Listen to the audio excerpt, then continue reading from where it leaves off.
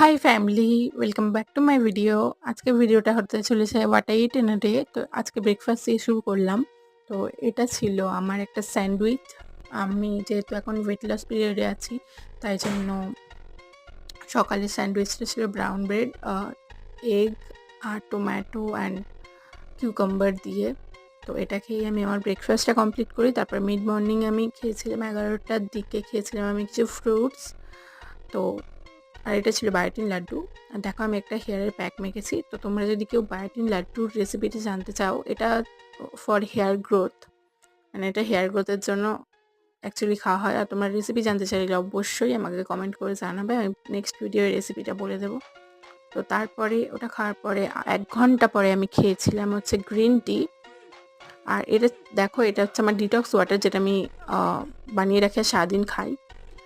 আর এটা ছিল আমার দুপুরের লাঞ্চ। কিউকাম্বার